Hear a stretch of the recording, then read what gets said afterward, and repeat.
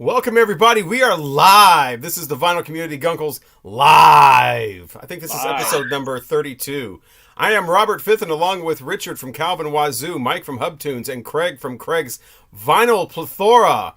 And we're going to do all kinds of fun stuff, like talk about the Viagra Boys Cave World album that I suggested. The first time I've suggested an album from this century.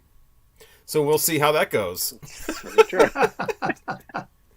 And before we get to that, of course, not this century, we'll do our tops and bottoms from 1978. We've already lost a viewer. How did that happen? What did I say? I don't know. I don't know. You've upset somebody. Right. So welcome, everybody. Welcome, Flame Groove Listens. Welcome, Miss Lady Soul. Miss Lady Soul. Miss Lady Soul. She does a whispering thing in it. That's so cool.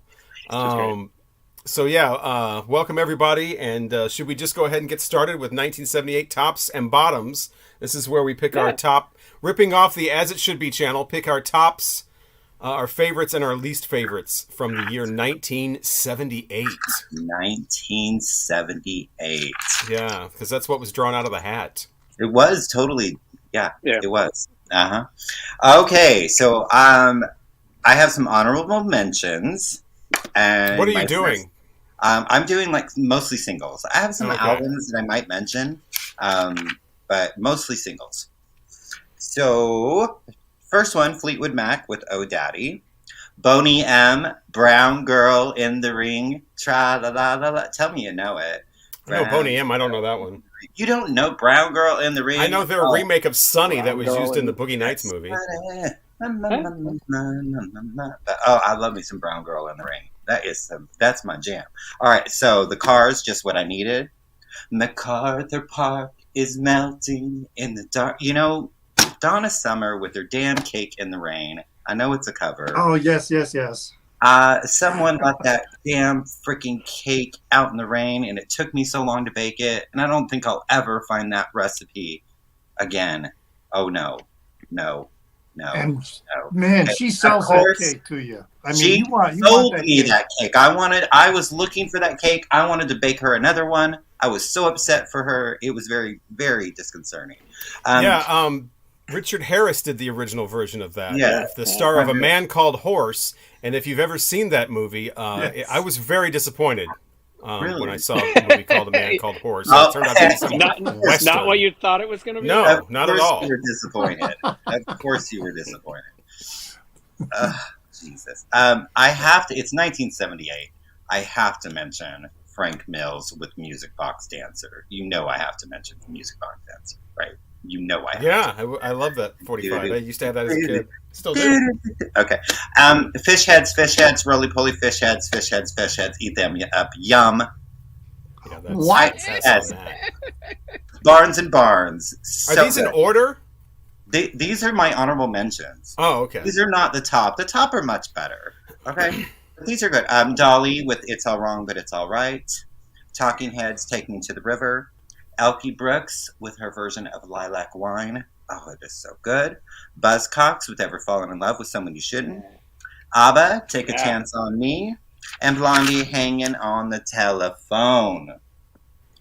Now, y'all are just going to love my top 10, okay? All right, let's have it. All right, my number 10 is Exile with Kiss You All Over. I love that song so much. And fun fact, Tiffany once covered that song, and it's quite beautiful. But check out the video performance. I think it's Top of the Pops. The lead singer, it's two lead singers sharing, and the one guy, stayed with Exile when they became a country band, but the other guy left. The guy with the long hair and the high boots, man, he is over the top. Okay, check out that video performance. I'm gonna look it up. Number 9, Kate Bush with Wuthering Heights. Number 8, Ramones with I Want to Be Sedated. Oh, yes. I love that song so freaking much. Tanya Tucker is at number 7. She's actually sitting right here. Where is she? Where is that girl? Look at this beautiful cover. Look at that. And gatefold too. Or something like that. Yeah. Look at this shit. Look. Oh, that's the one guys would put on the wall. Atta girl. Suit. Yeah. I have got some dynamite up in my hands, and her song. Okay, that's where. Yeah, it's called TNT. Her song, "Texas When I Die." I had the 45 when I was a kid. It's on a great. It's when I die, I may not go to heaven, but just let me go to Texas. Yeah, as long Texas as is as close to heaven as I've been. It's all I want to be. That's the general. Yeah, their debut was not didn't released. Have that one. I did. Yeah. Their debut was not released until 1979, but their first single was released in 1978, and at number 6 is the B-52s with Rock Lobster. Number 5. Boop, boop, boop, boop, boop, boop, boop, boop. That's not good. Susie and Nancy's with Hong Kong Garden. Yeah. Also, first album released in 1979. This single was actually not on their first album, but from 1978, the very end of it, December 22nd to be exact. The Cure with Killing an Arab. No, that's just stop. Stop your face. They have better ones. I do.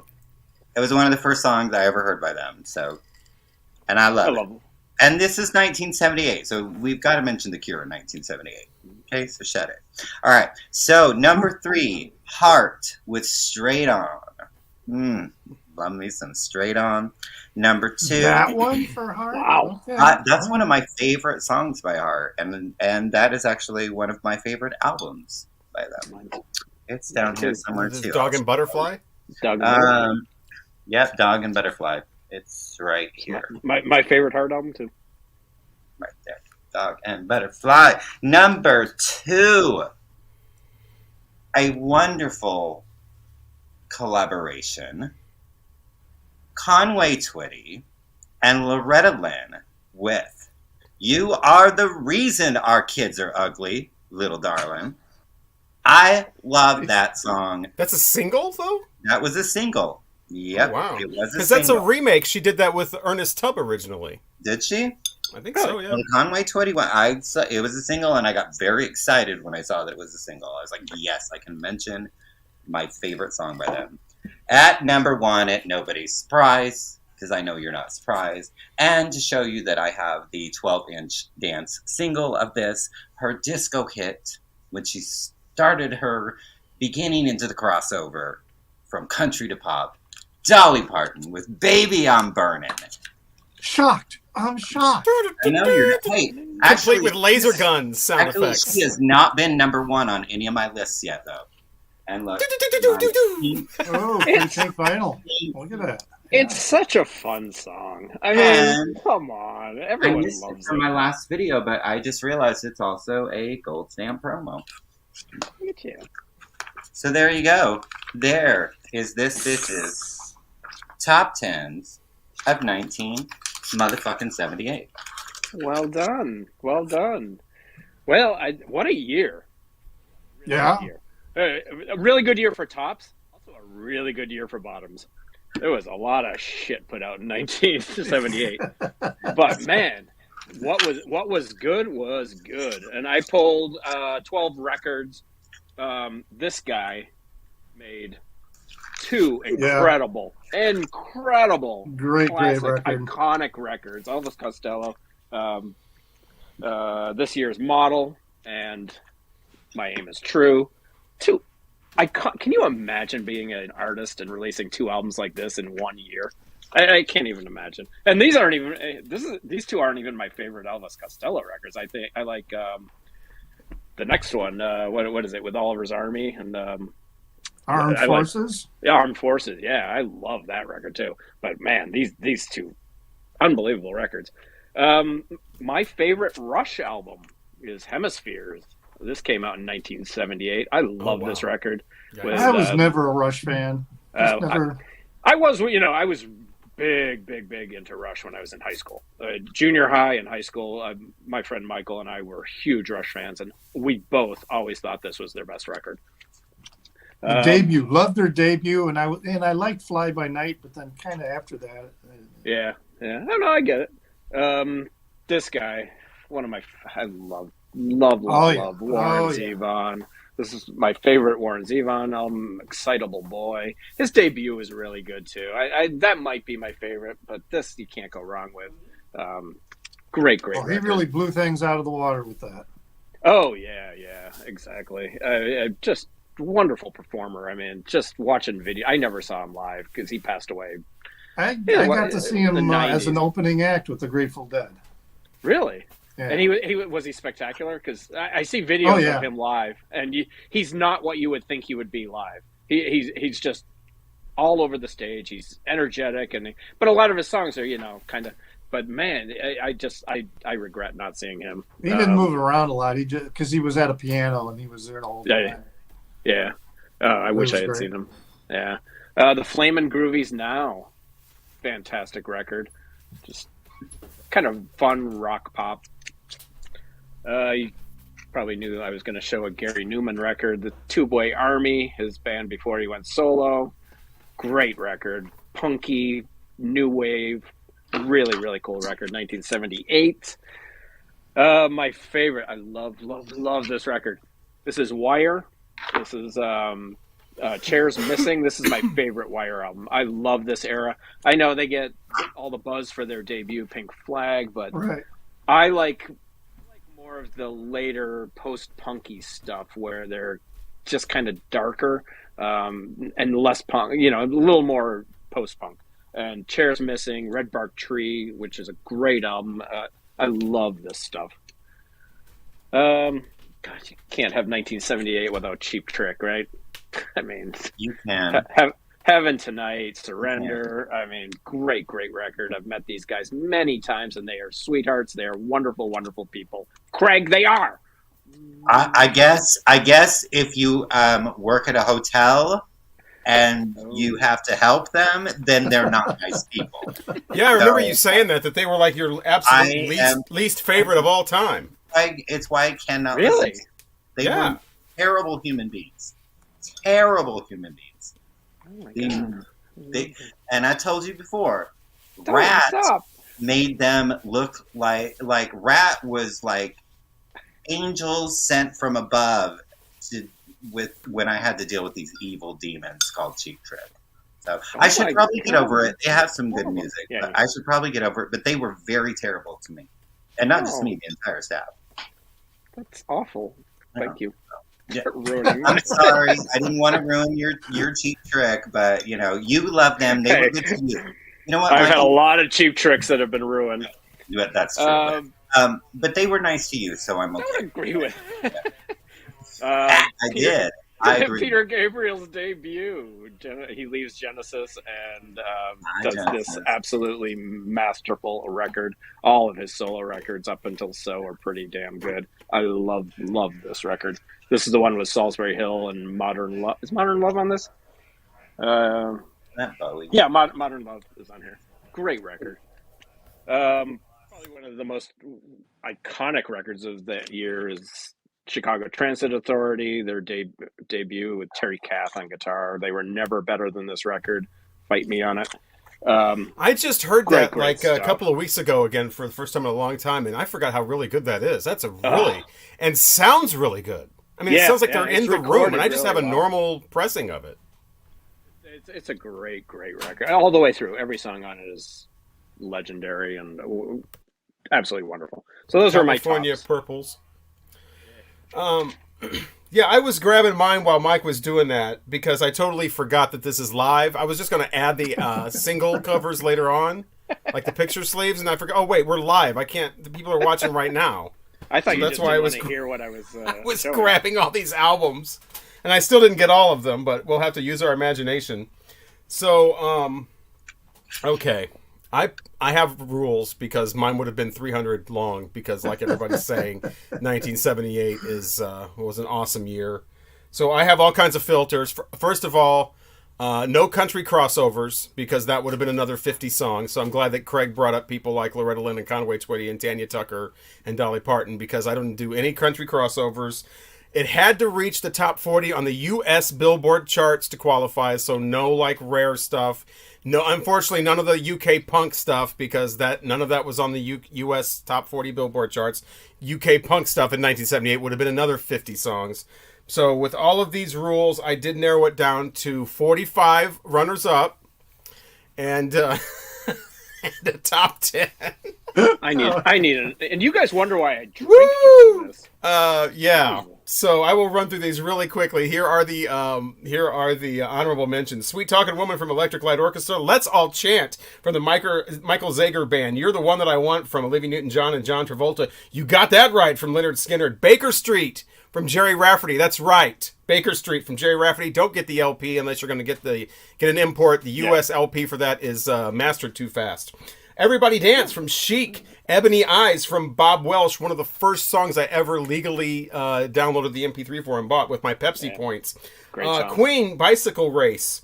Earth, Wind and Fire, September. Rolling Stones, Shattered. Shake Your Groove Thing from Peaches and Herb. If I Can't Have You from Yvonne Elliman. Written by the Bee Gees. The Bee Gees with Night Fever. Shame from Evelyn Champagne King. Yeah. Just What I Needed from the Cars. The Village People, Macho Man. Running on Empty, Jackson Browne, a song which I like more as I get older and can relate to. C'est plein pour moi from Plastic Bertrand. I still can't believe that made the actual top 40. The Groove Line from Heatwave, still the same from Bob Seger and the Silver Bullet Band. I'm Every Woman from Shaka Khan. New York Groove from Ace Frehley. Magnet and Steel from Walter Egan. I Will Survive from Gloria Gaynor. Rod Stewart, Do You Think I'm Sexy? That's right. Do You Think I'm Sexy from Rod Stewart. Not all the rock stars could pull off disco, but Rod Stewart can. Foreigner, Blue Morning, Blue Day. What You Won't Do, Do for Love. I know what he's talking about. Bobby Caldwell. FM, No Static at All from Steely Dan from the FM soundtrack. The Commodores, 3 Times a Lady. Tom Petty and the Heartbreakers, I Need to Know. ABBA, Take a Chance on Me. Foreigner, Hot Blooded. Olivia Newton-John, Hopelessly Devoted to You. Rocket Ride from Kiss. Kiss You All Over from Exile. You Never Done It Like That from Cabinet. And a baby's arm holding an apple. Captain Tennille? Did you say Captain Tennille? You said Captain and Tennille. Yes. You Never Done It Like That. The bass, that's a groovy Captain song. and Tennille. That's a sex song. You put that on, somebody's going to have sex. You put on Love Will Keep Us Together, people will just leave. What? What's the sex song? I need to write this You down. Never Done It Like That. Never. Corey, put on some Captain and Tennille. You never, no, not some, you have to put on You Never Done It Like That. Oh, That's Muskrat really the Love only- doesn't count? No, not unless you want muskrats. Hollywood Nights from Bob Seger and the Silver Bullet Band. Right Down the Line from Jerry Rafferty. Dance with Me and the Disco Heat from Sylvester. Dr. Hook, Sharon and Oak. Karen Young, Hot Shot. Foreigner, Double Vision. Heart, Straight On. Strange Way. Dr. Hook. Dude, I did a whole write-up on Instagram about this song, Sharing the Night Together from Dr. Hook. I just love the way that these sleazy drug and wacko subculture people came out with these light rock hits. It's like a winking song. It's so sleazy and so like I can't get enough. Straight On from Heart, Strange Way from Firefall, and Push Push in the Bush from Musique. I should also mention another rule. It has to be a 45 where I wanted to listen to the actual 45. So long rock songs where they had to edit for the 45 or has a different version like Miss You from the Rolling Stones or something, those didn't count either. So it had to be the single version had to be what I wanted to hear. Okay, so here are the top 10 in this order. Number 10, Cheap Trick with Surrender. This is the live version, but I think it's on the one that Mike showed. What is that? Heaven Tonight. Heaven Tonight. Cheap Trick with Surrender at number 10. At number 9, Parliament with Flashlight. Yeah. Number 8, Talking Heads with Psycho Killer. Yeah, At number 8. Their best song. Or 10, 9, 8. Number 7, Mary Jane from Rick James.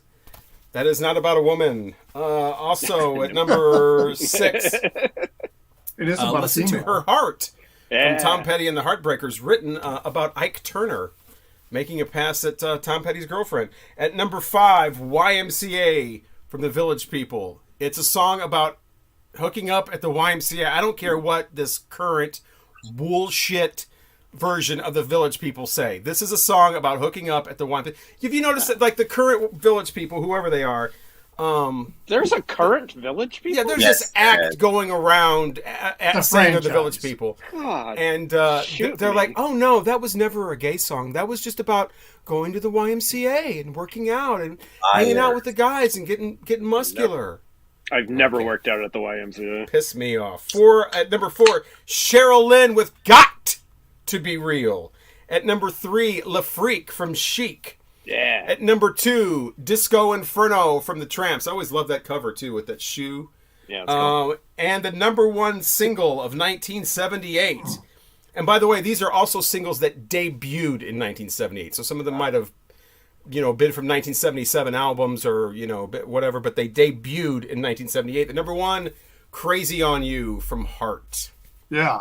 So those are my tops from 1978. 55 songs. I narrowed it down to with all those rules. Good tops in there. You did a good job.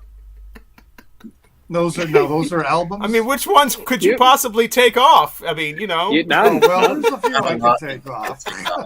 Share the night together and Captain and Tennille. You definitely take your homework serious. No albums?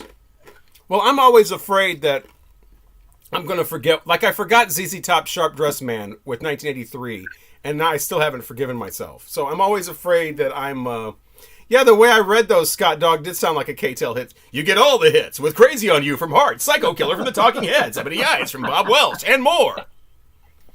Order now, and we'll throw in a thing that scrambles an egg while it's still inside its shell. Oh, man. But no albums? No, I just do the one list. That was enough. Okay. Yeah, that's enough. Yeah, well, yeah. I did both singles and albums. A notable event, the number 1 single that was the week that my birthday was Andy Gibbs' Shadow Dancing. But it's not to me that big of a deal. So these are my singles for honorable mentions. Linda Ronstadt, It's So Easy. Tom Petty and the Heartbreakers, Breakdown. Yeah. Billy Joel, Moving Out. Meatloaf, 2 out of 3 Ain't Bad. Patti Smith, Because the Night. Barry Manilow, Copacabana. The Cars, Just What I Needed. Alicia Bridges, I Love the Nightlife. I Like to Boogie. Talking Heads, Take Me to the River. And Village People, YMCA.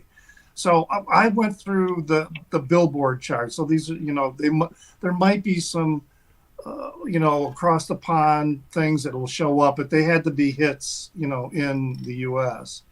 So the top 10 singles, starting off with number 10, The Who Are You? And these are, again, I limited myself to songs that I remember, that when they were coming out. See, that's one of the ones I didn't put on my list because I would rather hear the album.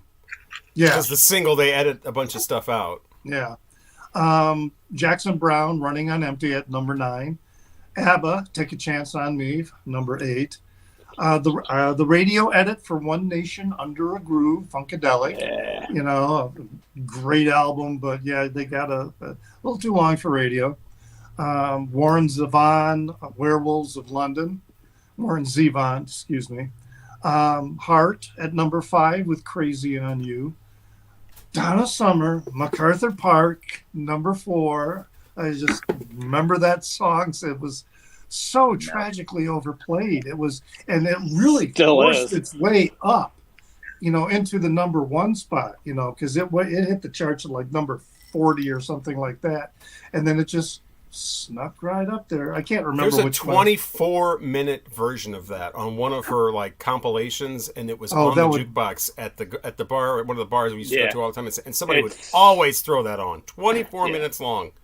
Yep. That would turn me into a junkie. Number 3, Earth, Wind and Fire, September. God, I love that song. And then number 2, Miss You, the Rolling Stones. And my number 1 single, Talking Heads, Psycho Killer. I remember the first time I heard that, it was at a kite festival. So I was a sophomore in college, and I'm hearing this song, and I'm like, what the hell? It was a song like, this is something I've never heard before. Now for Special albums, disco version of "Miss You." Yeah, Disco. I have Always that in too. disco version.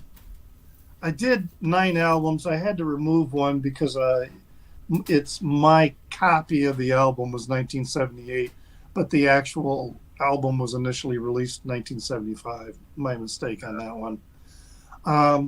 So I substituted it with this one. I remember the Dregs. This is the Dixie Dregs before Dixie they changed Dregs. their name. So this is the What If album. Oh God, I used to listen to that on FM radio when they would play albums on the radio. And then we have this Peter Gabriel, his second one. Great one. But these are all honorable, just the honorable mentions. The Cars debut. A lot of hits came off of that. I remember hearing it on the radio when I was in Tucson. David Bowie's Stage. Yeah. Really one of his better live albums. I mean, Yeah. there was that one, the Live at the Tower. I never liked that one. I just never liked that one. That one's the better, definitely the better of the two. And yeah, really. All right, The Residents, not available. Delightful Weirdness, really strange stuff, and some more weird stuff. This one here, Shiny Beast, Captain Beefheart, one of his more mainstream albums, you might want to say, but still Captain Beefheart in his supreme weirdness. This Crazy Horse album came out in '78. Oh, yeah. I didn't find it, until years later, but it's a very solid album. I really like this one.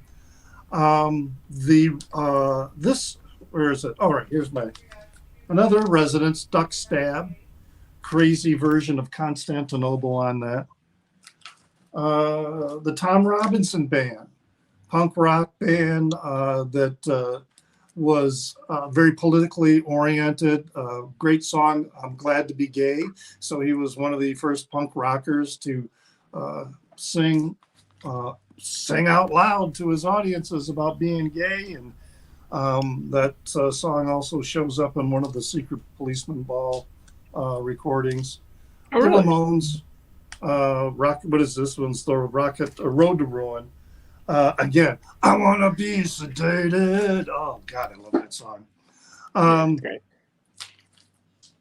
Kind of an obscure guy from South America, Savuka, but wonderful acoustic guitar, folk musician, really nice stuff. Santa Claus. Show him again. He looks like Santa Claus. Yeah, oh yeah, he does. Totally. Oh my God! I didn't know Santa Claus had an album. Yeah, I didn't know I he didn't could know play Rick a Rubin guitar. played the acoustic guitar. Oh. Did Yeah. you see Rick Rubin? What's Rick Studio Rubin? 10, Frank Zappa. So this is the Let Me Take You to the Beach and Rapunzel, and but of course it has the classic Gregory Peccary. If you know the Yellow Magic Orchestra, this is Ryuichi Sakamoto. This is his debut solo album. Yeah. Really great stuff. Yeah, that's a cool record. And then we've got Mirror Stars, the Fabulous Poodles. So those are my runners up. Now, Oh, those are just runner-up. Oh, those are just runners up. Okay, I'm Number- ready. I'm ready, Number Richard. 10, Willie Nelson, Stardom. That's a good album. Number 10 for me there. Hi, Terry. Hi, Terry. And then number 9, another Music in a Different Kitchen, the Buzzcocks. Yeah. Really, really great, really good album. Another one, number 8, Emmylou Harris, Quarter Oh, Moon wow. in a 10-cent Town. Oh, wow. What Yeah, a God, fantastic I always album. loved Easy From Now On. from I that. haven't heard that album in years. Oh, she's just such a wonderful person. There he goes, gone again. Germ-free Adolescence, X-Ray Specs at number 7. I tell you, Polystyrene got a raw deal when they kicked her out of the band, and justifiably so. They kind of after that. Dire Straits, their debut. Oh, for God's I sakes. love this record. great. Could've done Mark without that. Knopfler, he's a guitar player. Yeah, he's a jerk off. And then we've got this year's model, number 5. Remember the Saturday Night Live skit where he's getting ready to play one song, and then he's essentially tells Lorne Michaels, "Fuck you, I'm going to play what I want." He got banned from Saturday Night That's Live. right, he did. Oh, wow. And then apparently Lorne Michaels, during the entire of them playing, was off stage doing this to Elvis. Excitable Boy, Warren Zevon, excuse me, I keep saying his name wrong. And then Funkadelic at number 3, One Nation Under a Groove. This did have the 7-inch with it, but it was like the 7-inch had looked like somebody took some kind of like tool and just across it. Yeah, I don't have the single with mine. Yeah, I didn't either. It's unplayable, the single that I have. It's just completely trash. But anyway, The Police.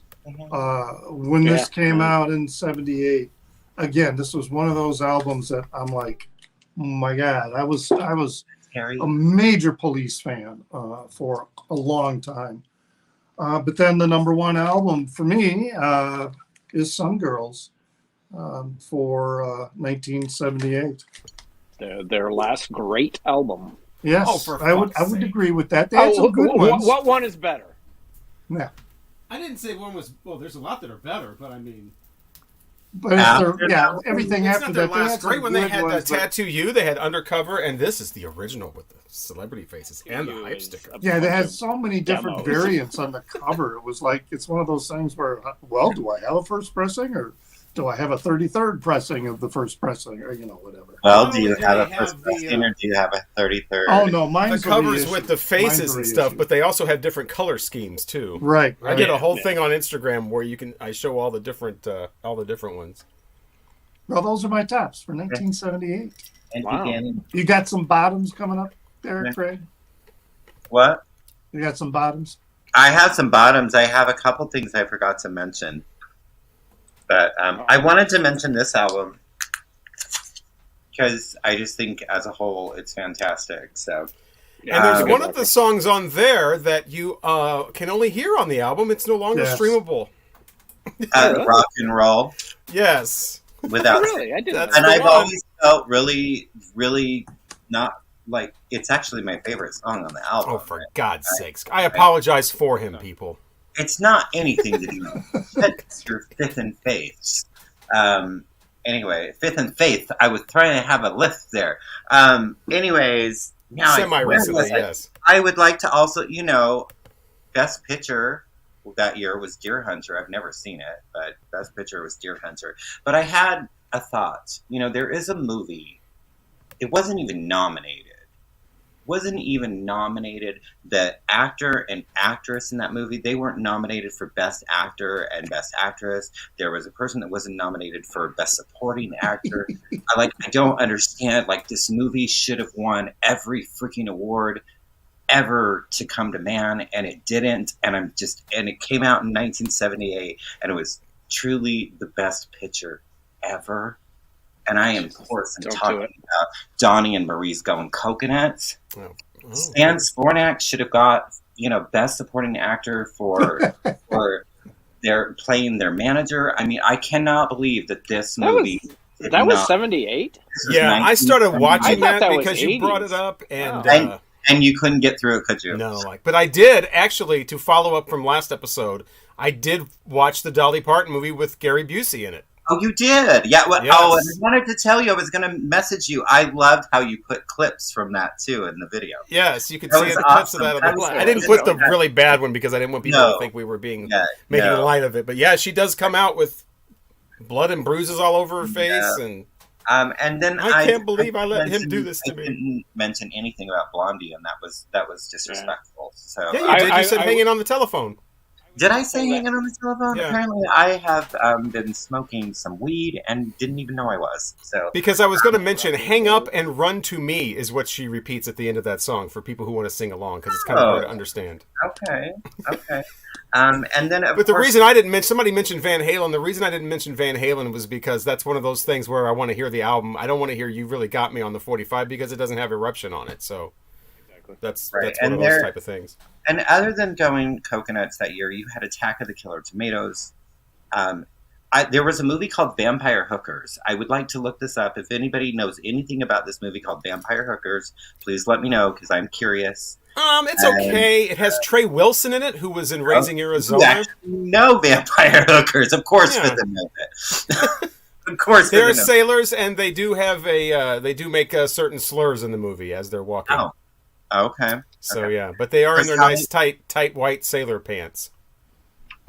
First, Halloween was released that year. Grease, Superman, and The Wiz, and I just wanted to mention all that. And now I'm gonna. I I only wish have I was 4. born 1,000 years ago. Me too. Oh, never mind. Okay, and then I actually have a 1978 story for y'all, but I'll do it at the end because I have a prop for it. So I only have 4, so I'm gonna. This is very quick. Number 4. I don't give a fuck that you think that you light up my life because you don't light up my life, Debbie. Oh, yeah, no. Debbie, when you don't light up my life, you never lit up my life. And then Whitney Houston tried to cover it because I think she thought it was going to be like an "I Will Always Love You." Right. First off, don't choose "You Light Up My Life" because then it's not going to happen, Whitney Houston. I just heard that in a not a restaurant, but a barbecue place, and it was like a concrete floor, corrugated steel wall type barbecue place where the men go to eat barbecue. That came on And just You Light Up My Life. yesterday. Just yesterday. I've never heard that in a public setting before. I was like, what in the hell are they playing this for? Oh, Ruining my barbecue. Debbie Boone. I also remember we had that A track growing up. My mom quite Yeah. liked it. Oh yeah. My mom loved that song. Remember her Loved it. damn version of the Beatles from "Me to You"? No.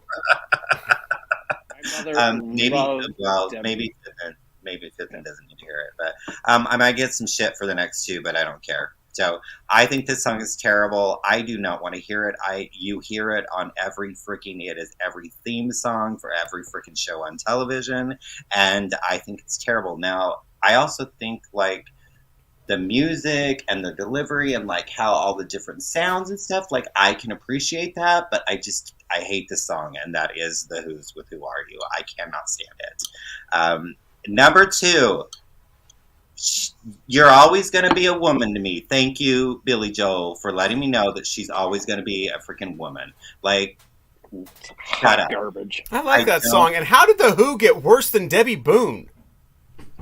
Yeah, it's pretty. It's terrible. On what planet does that happen? It happens in this planet. You've met this planet, yeah. Right. Who's Next Okay. was such an amazing, innovative album, because they had to come up with Listen, something. I'm not innovative. better That's than I don't Tommy. want to hear it. Maybe it shouldn't have been every fucking theme song on television. Then maybe I wouldn't hate it so much. But It's geez. not every theme. It was just Okay. the one with that cheesy redheaded. What's his name? David Caruso with the whole like. Well, yeah, but also it's They found her murdered in the dumpster. I guess she'll have to cancel her plans with the garbage man. Yeah, and takes his glasses off. It's just like, give me a fucking break. How was anybody supposed to take this serious? NCIS. Is that what? No, Something like that. I don't know. CSI. Number CSI, maybe? 1. Number 1.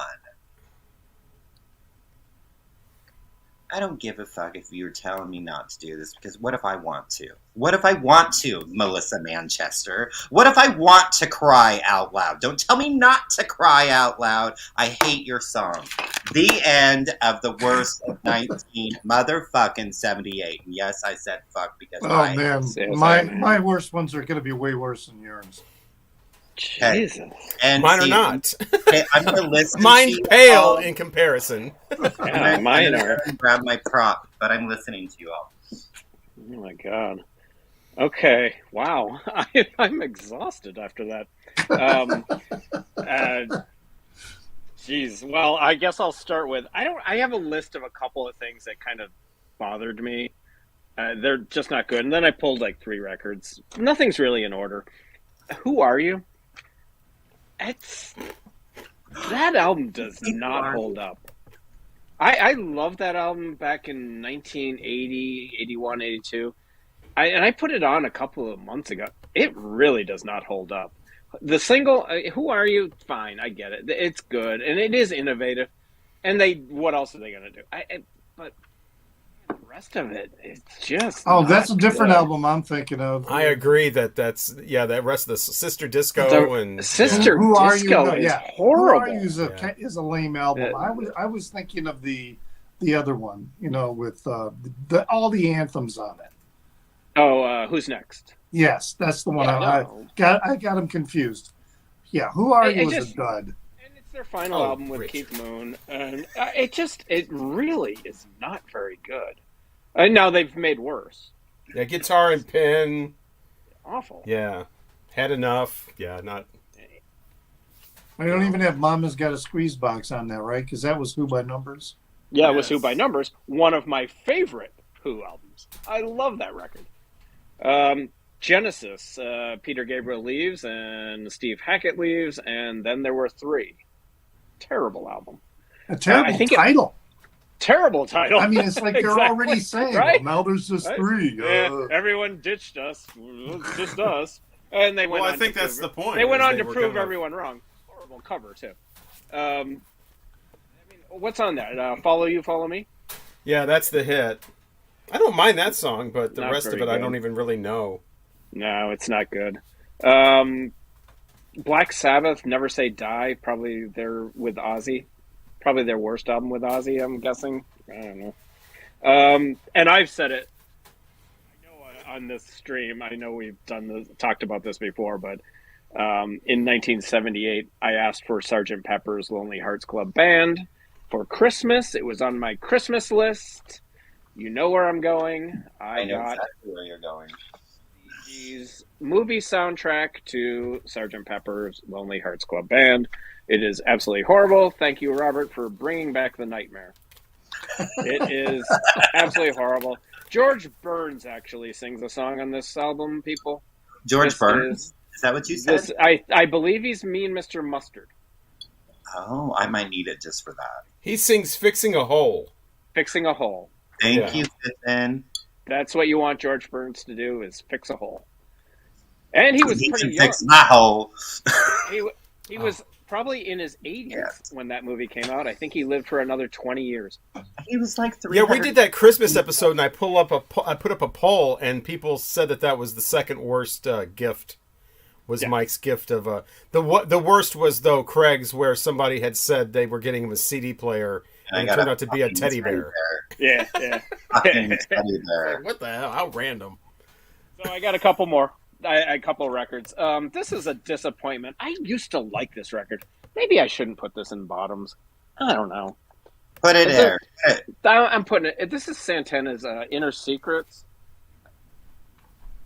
Every Santana record is great because of his guitar work. But this is the one with Open Invitation. He does a cover of Might As Well on here. It's okay, but compared to the first like 3 or 4 Santana records, it's really a letdown. But like every Santana record, spectacular guitar work. He is my favorite living guitarist.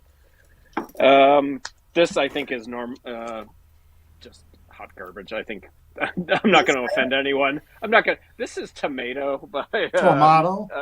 Tornado or Tomato or Tomato. by Yes. It is awful. It is The absolutely tomato horrendous. exploding out of his jean, out of his Yes, just went. That's an exploding tomato. Oh, It's Because somebody threw it at him, I guess. yeah. It's. I thought it was just like coming out of his pants or something. I don't think I'm offending anyone with saying that this is the worst. Yeah. Yeah. Okay. Going And- for the One was their peak, or their other. Yeah, Going last for the album. One is a terrific record. Not But real- after that, Going for the One has absolutely spectacular guitar work in it. It's a really good record, and it doesn't get enough credit. People hate it, but whatever. And I like think Rob- it's brilliant. I can't imagine hating that record. I love it. I think it's one of my favorite Yes albums. And Robert said it earlier. Everyone was trying to do disco. The Stones did it with "Miss You." Who did you say? Rod Stewart. Rod Stewart. Do you think I'm sexy? Well, guess what? The Grateful Dead tried to do disco too, with Shakedown Street. Yeah. And Yeah. it's now Shakedown Street live was one of the highlights of any live Grateful Dead show. It was fun, it was funky, it was cool. It jammed out for 20 minutes. This is a really weak album. I mean, this they do a cover of Good Lovin'. It's I Need a Miracle is on here, probably the highlight. But man, this is not a good Grateful Dead record. It sounds terrible. It's produced terrible. I don't think we have a lot of Deadheads watching, so I don't think I'm going to get attacked. But I would one of the consider weakest. myself a sort of Deadhead, and that album sucked. I hated it when it came down. That and Go to Heaven, I thought was a piece of trash too. This also has Fire on the Mountain and New Minglewood Blues, which were staples of every Grateful Dead live show, but it's just produced weird. It doesn't sound good. I don't know. I like Go to Heaven, actually. I kind of like Go to Heaven. I would play Go to Heaven over this any day. But But you're right about the live versions. When they play songs from those albums at a live show, they're great. But those studio Shakedown albums, Street, Minglewood Blues, some of the best live Grateful Dead songs you'll ever hear. But on a record, this is not good. Yeah. Not good at all. So that's it. Those are my bottoms.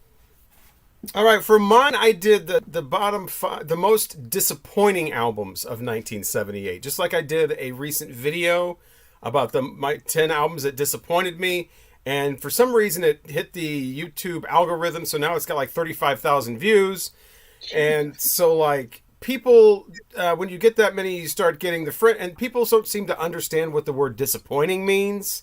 And I know they understand. They're speaking English because they're commenting in English. Some of them. In order for an album to be disappointing, you have to have high expectations for it. I'm not insulting the band or the artist. I'm saying the artist or band is so good that when this release came out, it was disappointing. Yeah. I.e., a Leo Sayer album wouldn't be disappointing because you know what you're getting with a Leo Sayer album. So therefore, not a Jim Neighbors album wouldn't be disappointing. These are disappointing albums. They're not necessarily the most horrible albums of the year. They were just disappointing. And I have an honorable mention because it's not really, you can't really blame Jim Morrison, but the honorable mention is Jim Morrison and the Doors and American Prayer. It's just okay, but I think they could have done a much better job with this. I didn't need the lounge disco behind Jim Morrison. What this is he recorded a session where he just went into a studio when he was still alive, obviously, and much earlier, and just recorded himself doing some of his poetry. Well, the Doors always trying to cash in with remixes and re-releases and all this kind of stuff, and getting with Oliver Stone to make a movie that had nothing to do with the real Jim Morrison, but hey, money. Decided to come out with this in 1978. A little bit of a lounge disco thing going on when it first starts. It totally throws the whole thing off. You think the Doors with Jim Morrison for the first time in 7 years is going to just be like, oh, great. And it's basically just okay. There are moments on here that are all right, but overall it was somewhat of a disappointment. So that's the honorable mention. So I just have the 5. And these are in no particular order. I'll just go ahead and mention this one since it was already mentioned. Black Sabbath, Never Say Die. Ozzy Osbourne's weakest Black Sabbath album. There are a couple of decent tracks on here. Like, the first track that's titled Never Say Die is okay. Johnny Blade's okay. But you've got jazzy stuff on here. You've just got... the drumming is very pedestrian. The guitar is... The mix is not very good. It sounds very bright and icy. It just... I mean, when you compare this with, like, the first 4 or 5 albums, or even the compilation, We Sold Our Soul for Rock and Roll, puts them all together, it just does not stand up. And I can imagine being in real time, being a Black Sabbath fan and loving all of that, and then this comes out. And Technical Ecstasy. I'm waiting for the big...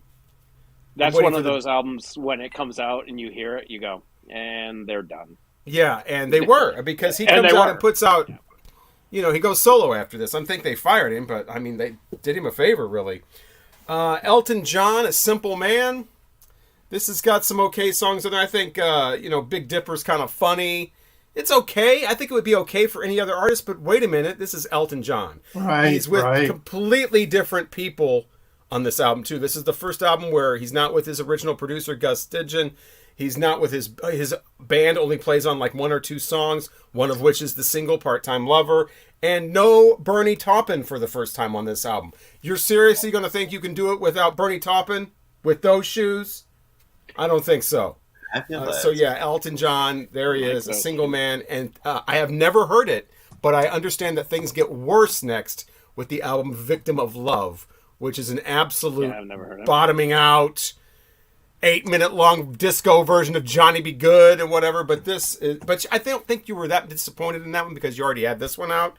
So you're kind of like your expectations were lowered. But yeah, this is right after.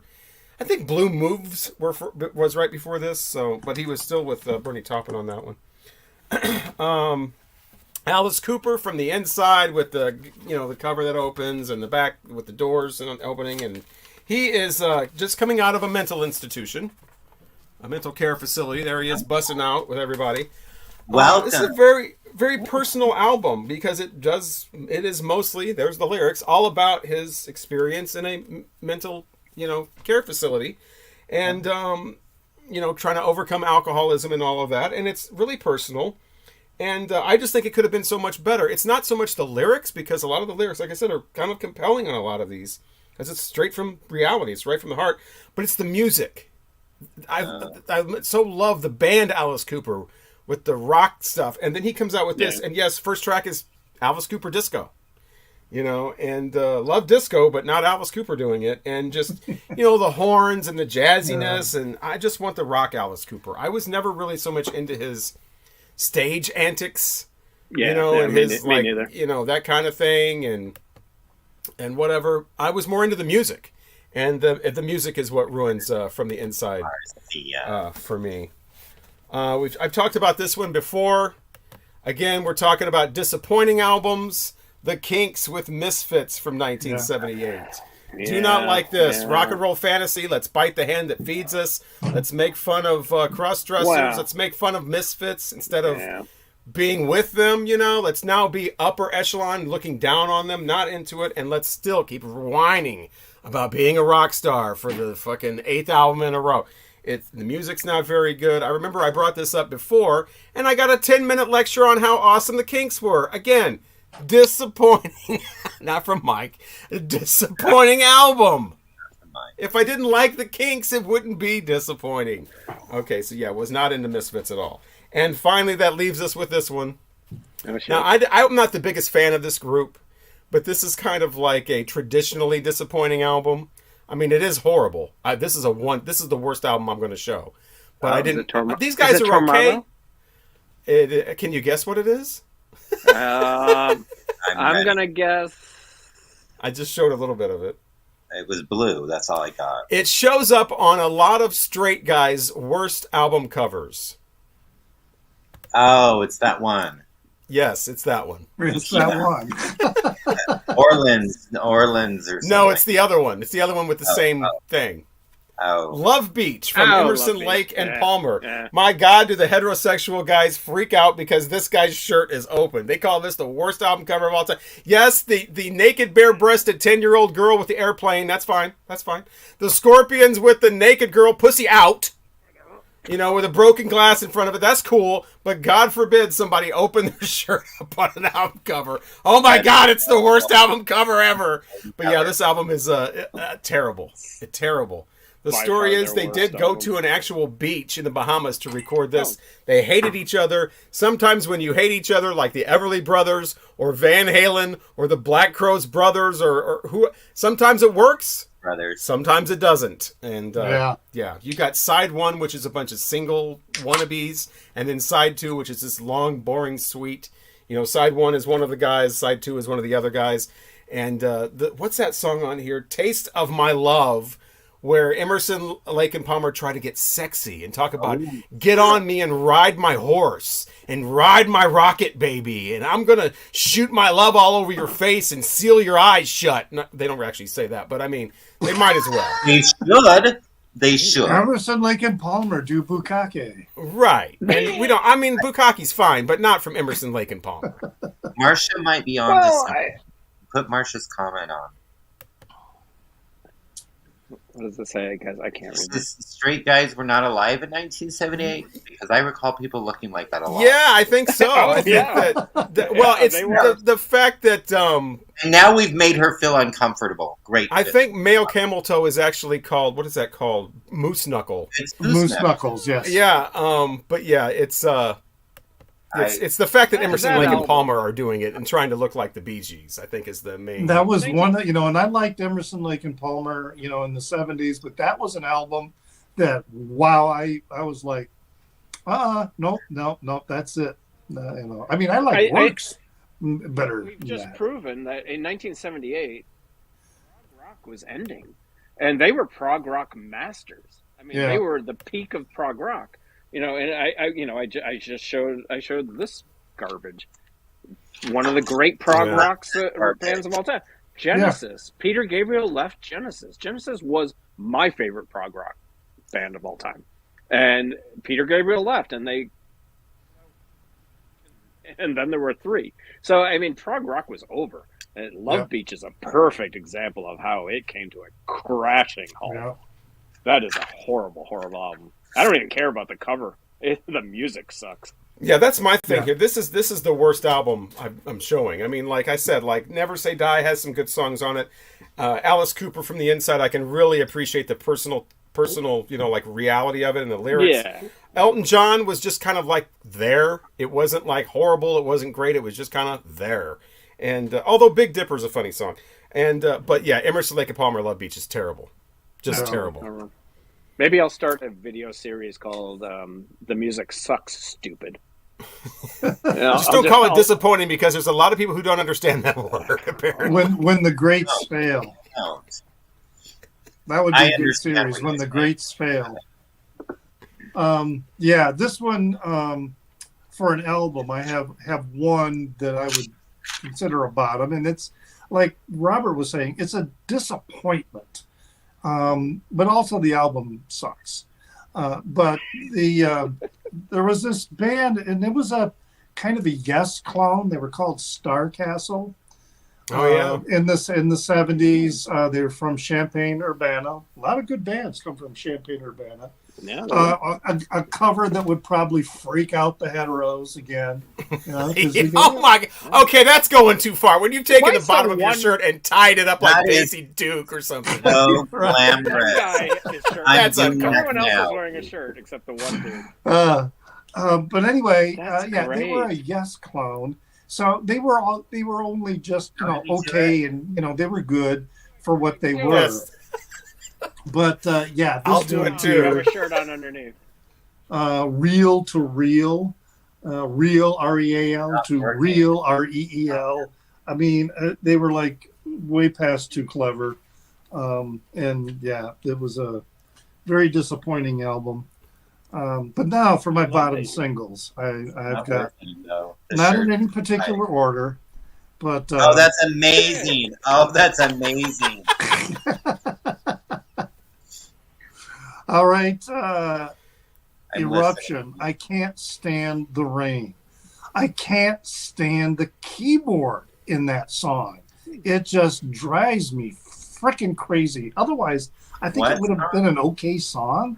But that keyboard is just so tinny. It just, I hate that. The boop, boop, boop, boop, boop. Are you talking about I Can't Stand the Rain that Ann Peebles and Tina Turner did? Yeah, it's the same song, but it's by the disco band Eruption. Yeah, that was a cover, yeah. This Sometimes When We Touch, oh God. The honesty is too much. That's a terrible song. That's a horrible song. Honesty. Yeah, actually, that was going to be my fifth one, and because I'm like, I swear I had a fifth one, and it was that one. It was something, and then in the 90s or the early 2000s, they did this like crazy dance mix, and it was in every fucking gay bar you went in the late 90s. Sometimes when I'm like, oh my God, shut up. I don't even get that song. I don't understand the lyrics. Well, the honesty is too much. That's when you touch somebody? When you touch somebody. And I have to close my eyes, and I get made fun of because I would kiss people without closing my eyes, and I get called psycho for that. But oh my God, that's so weird. Why would you do that? What? not close his I thought eyes. you were going to say it was so weird that people would say that. He's No. talked about. I want to look at who. I don't know. Why would you close your eyes? Why Do you want to wouldn't see you? the person you're kissing? It's I a don't- natural reflex. Maybe he forgot what they look like. Right. Or maybe Well, he's like anyway. surprised, or like, I didn't know I was making out with you, so I got to open my eyes because I don't know who I'm making out with. Right. Yeah, there's many reasons for opening your eyes. So no hate. Perhaps. Hey, continue, Richard. Perhaps. Beautiful. All right. The next one, "Lay Down, Sally" by Eric Clapton. I mean, this is when Eric Clapton should have just laid down and got out of the business. I mean, that was just. Yeah, but he sold was a terrible. lot of records. That was the first Eric Clapton I ever heard because I think country stations would play that. Yeah, it was Yeah, a oh, big yeah. country hit. Yeah, it definitely has a country twang and rhythm to it. Yep. Paul Simon, "Slip Sliding Away."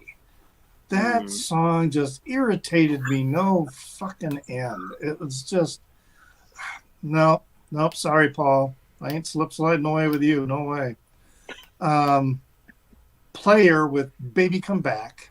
A song that fucked up a cakewalk. I never will forget that. Remember cakewalks? Okay. In school, we had a cakewalk to win like various prizes, and it got up to like the big prizes. Like I'm talking like an Atari system and a TV. You would walk around in a circle and on squares, right? Everybody would walk around, and then the music would stop. The music stopped. I'm telling you, you would walk around the floor, and it would be a group of people. Usually, you would win a cake. That's why it's called a cakewalk. You win a fucking cake. It's amazing. But these were the big prizes. Now we're talking Atari system, TV, little TV, and so the squares on the floor are numbered, and the music stops, and then you're on a square, right? And it's a numbered square, and they pick the number out of a bowl, and if you're on that numbered square, you win.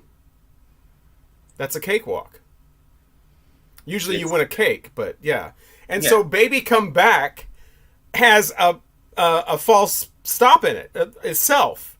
And so there was this huge argument because they didn't stop the music, but the music stopped because the song stops. Ain't there nothing left for me? Love when you sing. Baby, come back. The records, and they slowed the record. Yeah. Yeah, so everybody got upset. There was this big controversy. Well, the music did technically stop, so I should get the TV. No, that's the song. She didn't stop the music. Blah, blah, blah, blah, blah. And it just... That's my "Baby Come Back" memory. It was like probably 6th grade. They were playing this song that was like 7 years old at the time. You know, Yes. it was like the mid-'80s. I won a Kind of a cake. variation On a cakewalk once. I won Say a what? cake.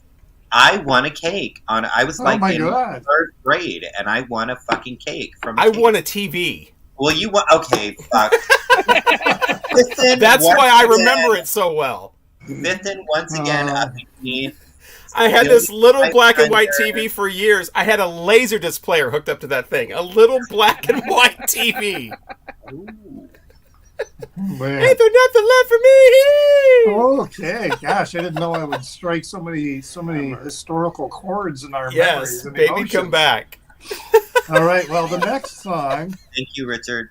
is a Styx song, "Come Sail Away." Oh, I mean, Jesus. with Cartman singing it. I mean, you know, it's funny when you have Cartman singing it, but God, what a song that a lot of Styx at that time was, you know, pretty bad.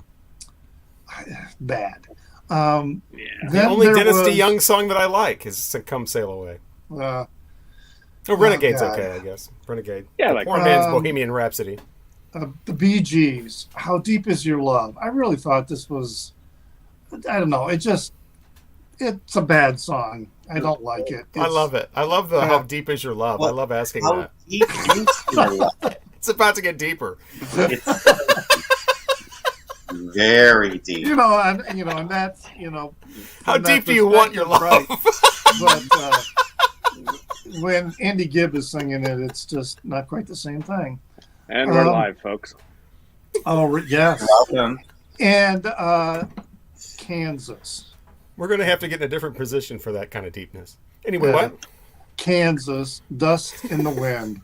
Oh Yeah, I my don't- God, that song. I don't Oh, think that Jesus. song. Yeah, Yeah. it's not pretty. Oh, But that's I one of love- those ones I but I- can't believe was a top 40 hit. It's like who For wrote? a I mean, I like the song and I like a the long fucking time. I It like was, the meaning of it, but I can't imagine like teenagers running out and buying a song about we're all gonna die and our life is pretty much meaningless. So have your fun now. I mean, I just Hashtag stupid. I think it's a The, beautiful song. I love the guitar and everything in it. There was a guy across the hall when I was a freshman in college. Who had a We hate Kansas that guy. album. And he played Is it the that. same guy who no, played that Boston? was the different guy who played the Boston. Oh, album okay. over. This You was have another too guy many who- neighbors for us to hate. Yeah, this was another guy who had a lot of really good music. I would listen to a lot of music, and he had a great stereo too. He had Marantz receiver and Serwin Vega speakers, and he cranked out some powerful rock and roll. But he would play Kansas all the time, and I was like, Jesus, I want to pull my ears off my head. I love Point of No Return. Like if I were to put Point, I love It's that still song. to me so tragically overplayed by the Armenian Oh, Medical probably. Society. Then, of course, anything by this guy. After I liked his first solo album, but then he turned into such a complete douche waffle that I couldn't stand anything else he did. But there was Ted Nugent with "Yank Me, Crank Me." And don't wake me up to thank me. Jesus. He's an American poet, is what he is. He's got the he best also song titles. All you need is the titles of his songs from later on. Yank me, crank me, and don't wake me up to thank me. Wang dang, sweet poontang. Wango Jesus. tango. Yeah, Who is Jesus. this? I missed the name. Ted Shocking, Nugent. Oh, why did I already knew that. What? shocking of that he course. turned out to be a complete douchebag, huh?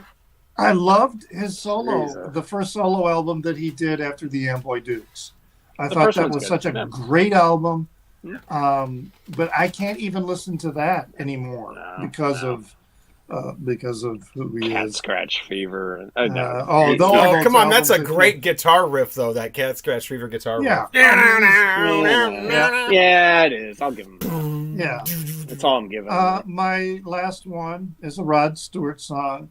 Do you think I'm sexy? Oh, I love that. I always love that song.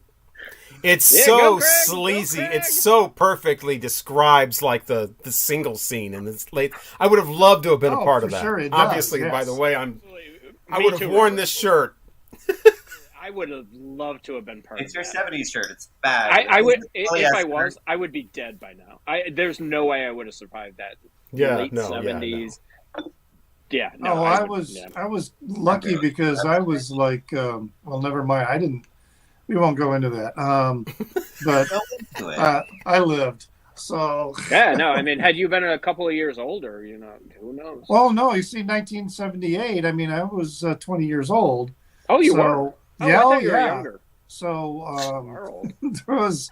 Oh yeah, I knew what was going on, but I I didn't didn't know you know were what that was. old. And I didn't know what was going on with me at that time. So a lot of what was going on, I saw what was going on, but I didn't participate because I was still trying to figure out me.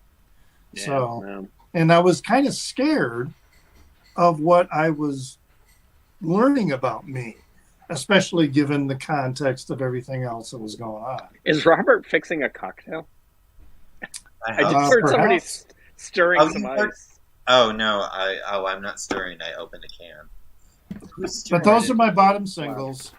That's what I got. Oh, those sucked. Yeah, they I'll- do. Yeah, and in the video too, with him drumming and everything, and yeah, the video for that. Also what you had in 1978. Fucking Jonestown. Carry on your Yeah, we had my Jonestown wayward in 78. son. Jesus, that is a piece of shit song too. Oh, that's one Are of we Corey's doing favorite current songs. events? In 1978, the first rainbow flag was unveiled, and a guy Really? named Gilbert. Oh, and Delbert. gosh, you know what? That was like how many years after Pink Floyd's album cover for Dark Side of the Moon? Right, yeah, that's the new. I don't know if that's a real controversy or somebody just blew that up. But what the hell was his name? Gilbert. Gilbert Grape. Yeah, Gilbert Grape did it. Whatever happened. Gilbert, I just did it. Gilbert. Did we do that thing where one of us leaves, so all of us leave again? Only No. my Live stream. Craig left What once. is- I left once. I Mike had to left once. pee. Daisy under But her we were in the blanket. middle of talking about stuff, so we kept going. Now I we're had to kind of pee. like, What's his name? Sorry. Baker. Gilbert Baker. Oh, I oh, don't. that name sounds familiar, but I don't know who it is. It's the guy that made the first rainbow. He was the Betsy Ross of the rainbow flag. Oh, okay. Except for he really designed it, unlike Betsy Ross, who was just kind of Wow. a myth. Thank you. So they could Gilbert. cash it in. Betsy Ross's family wanted to cash it in. But somebody brought up, I think it was Paulina brought up a Mr. Microphone earlier. That was unveiled in 1978. Hey, baby, I'll be back to check you out later. God, I wanted one so bad. I had one. It didn't work that well. Saw those ads, didn't. and You I didn't miss wanted one. much. I wanted to drive around town and just talk on my Mr. Microphone. It didn't work that well. And if you had to No. be away from the speakers, but the cord wasn't. It didn't. The cord. Well, it had a antenna cord. It didn't work. Basically, long story short, it didn't work that well. Shocking that it didn't work. So yeah. Oh. 78 should we, is when I moved from Well, I have to Kalamazoo choose another year. But I want to share with all of y'all because, you're my people and I love you. And I want to share you. I want to share you because, woo, I'm share. But we're polyamorous An now. event that happened in 1978. And it was February 16th, 1978. 4 days before my 5th birthday. That's 4 days before my 5th birthday. February, 2 days after Valentine's Day in 1978. You're welcome. Anyways, so my father was a pilot, and he actually, small planes. He wasn't like a commercial pilot. He had a little Cessna. And on February 16th, 1978, my father and I got into his plane, and we flew to Phoenix, Arizona, to pick up my oldest brother, who just got out of prison. Yeah, Sweet. Did you go to Florence? Yeah, well, actually, yes. We drove to Florence, picked him up, and then we went back to the airport. That's Falcon- like the maximum Falcon security Hills, prison. Ooh, Arizona, this is getting Arizona. Yeah, was it in a pickup truck? But he got hit by a damned old train. And it was pouring rain. Right. Porn rain. I love porn rain. Oh no, pouring rain. Okay, I I think got I know you. what porn rain is. I love porn rain. It's my I think we favorite. were just talking You about like that pina earlier. coladas. And getting caught in the rain. I know somebody who can get you that album sealed for $20. Just let you know. Oh, really? Let me know if you need some pina colada, Rupa home, getting caught in the rain.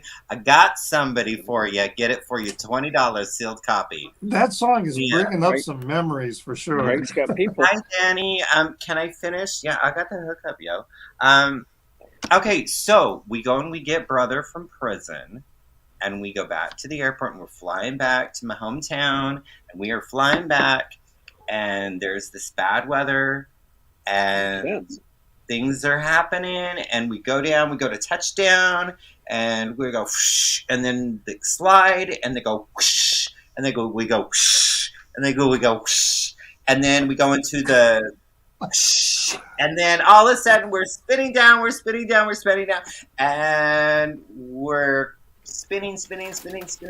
and kaboom, we crash. Oh, Are you serious? And plane crashed me, almost 5 years old. So Oh my I God. don't remember much of that. I hear more of the story from, not my dad anymore because whatever. But and then my brother, we just recently talked about it, and I remember kind of like, what the hell's going on? I'm hanging upside down. I'm like, little 4-year-old me going, what's going on? What's happening? What's going down? What's happening?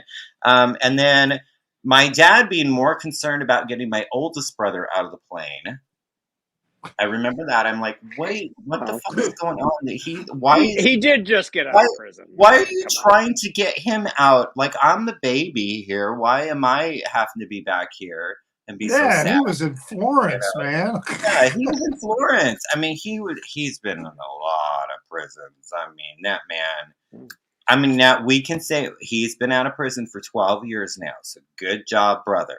But anyways, so yeah, I remember hanging upside down, and then finally my dad got my brother. I guess he was trying to get him out of the seatbelt because it was stuck, but I wasn't seeing it as that as a 4-year-old.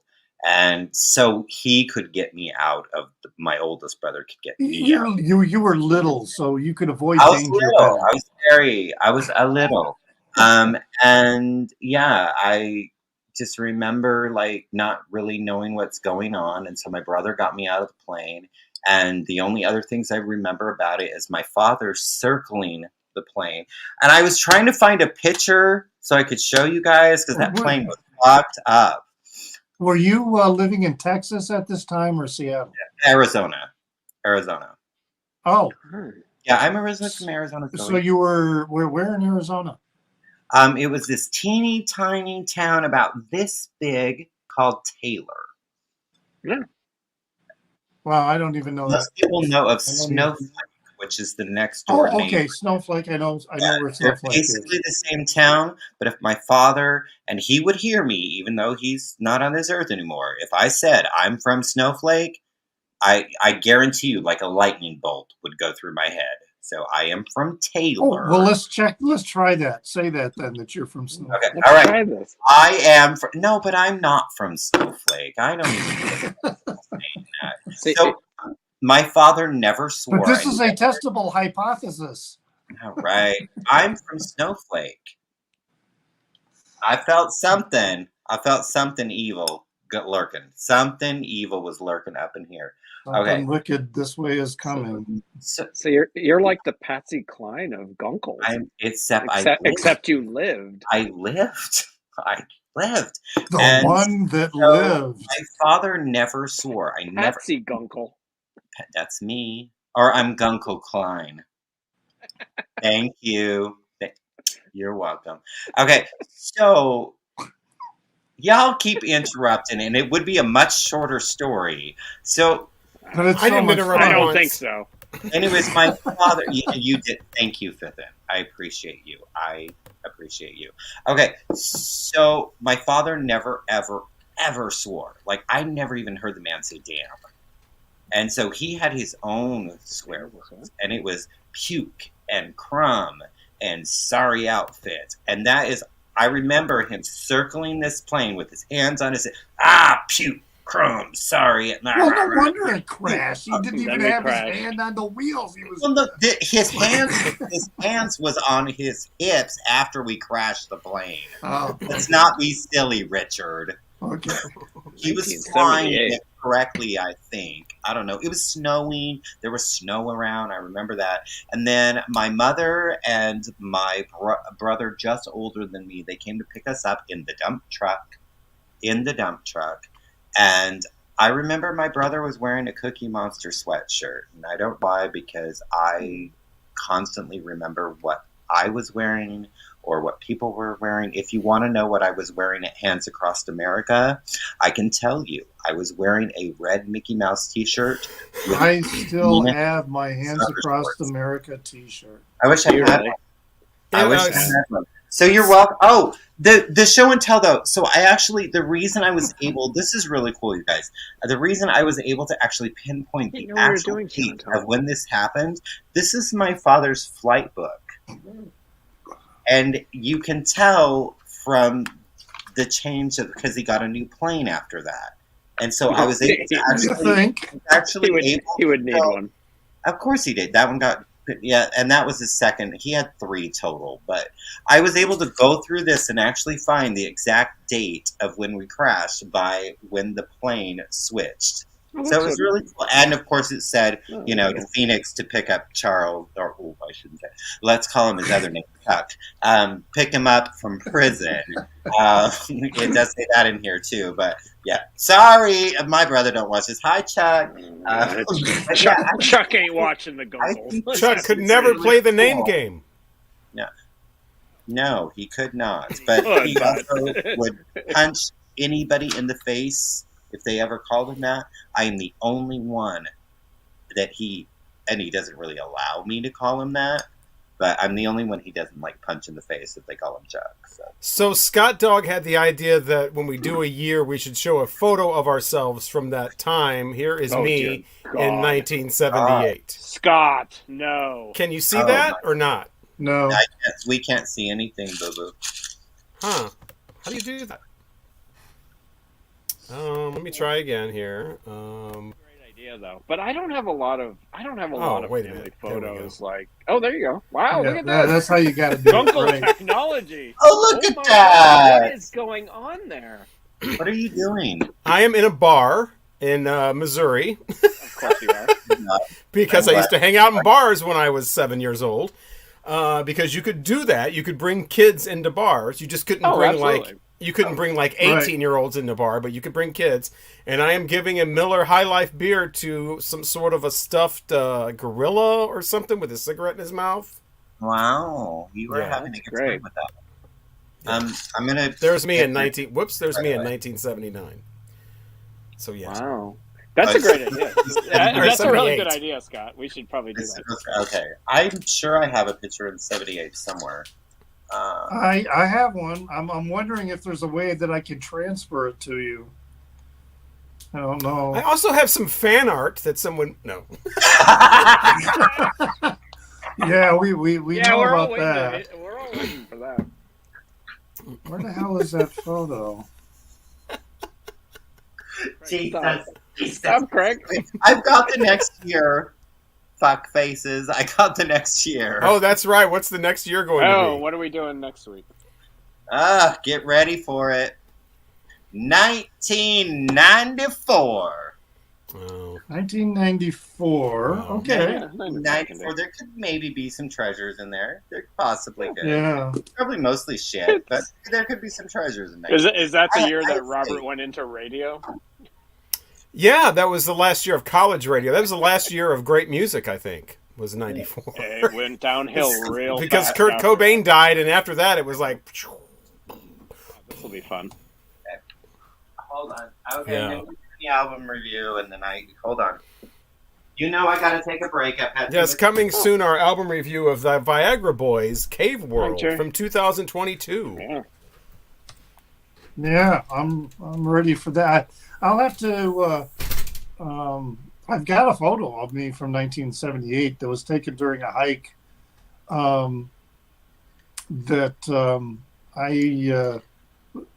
I was having one of my first episodes of experiencing a gallstone, and so I was kind of in pain at the time that but it wasn't until like maybe 10 or so years later that the stone actually got so big to. Oh shit! But Wow. yeah, it's I kind of look pretty much the same except I'm a lot skinnier. So Like all of us. What's going on in the peanut gallery? Should we talk to them? Yes, Before we we were do- talking about the let's crash talk to 'em. causing more damage than you think, and Paulina has actually met the founder of Hands Across America. Oh, I think Words Ruin Music might be saying some terrible things about my brain from my crash. Thank you. Was everybody rocking 8-track tapes in 1978? I was. Yes. I was, I was 6 and 7 years old. I was repairing 8-track tapes in 1978. I was taking them apart and seeing how they worked and everything. I can tell you, I was actually going to make a YouTube video about 8-track tapes and how they actually work and everything with the foil sensor and the one looped tape and why you have to have 4 channels all the same length. And I was all about the 8-tracks. in 78, I mean, pretty much 8-tracks were over, at least with the people really? that 8 tracks were like huge for 73, 74, 75, 76. I had I think it many 8 depended on your tracks. 8 tracks were huge in 70. car. But yeah, 8 tracks were over in like 81. My mom had a Dodge Charger, just like the one in the Dukes of Hazzard. It wasn't orange; it was brown and had a leather top and everything. And she drove this car. My mom was rad back in the 70s, and it had an 8-track player. And she would play her Barry Manilow and her Beach Boys and her Debbie Boone. I mean, she had. I remember this. The passenger seat was always filled with 8 tracks, and Yeah. she would have to clear. She would have to clear them out to, put the seat forward and get us in the back seat. And there were no seat belts or anything, and we would just get in the back seat and we'd just be bouncing around, and she'd be playing her 8 tracks. Yeah, I think 8 tracks were for the general public. I think real music 8 tracks. I think real music fans didn't like 8 tracks because they would change the order of the songs. They didn't sound that good. They would fade songs in and out. But yeah, DJH is correct. The music clubs would make them until about 1988. You can actually get Prince's Sign of the Times on an 8 track. I had True Blue on 8 track. Yeah, True Blue on 8 track. What Chris was Those were saying, record clubs. What Chris was saying was pretty much my situation. Shortly, right around 78, it was cassettes. We were Hi, Terry. picking up Hi, cassettes. Hello, Terry. But yeah, As they he stopped crosses- selling them in stores or whatever around 81 is when the 8 track died. Around late 80, 81. I mean, I remember because I was really into the stuff, and I remember that in the stores they had 8 tracks behind clear plastic. With big holes you could put your hand in and look at the back, but you couldn't pull the 8 track out. You had to have somebody help you and come unlock it. Oh, I don't remember encountering anything like that. I remember they had the big plastic. Cassettes were like that. It was like a big while, plastic. Cassettes were like that, but the holes in those were so small you couldn't get your hand in. You could get it out. Yeah. But the cassettes were when they came out with like the plastic security things. They had 2 kinds. They had the kind where the store where you just took it home with you, and then they had like record stores where they would do a thing and they would do some kind of unlocking thing, and all you had was the cassette. I could get the cassette out of both of those, by the way. Of course you could. Yeah.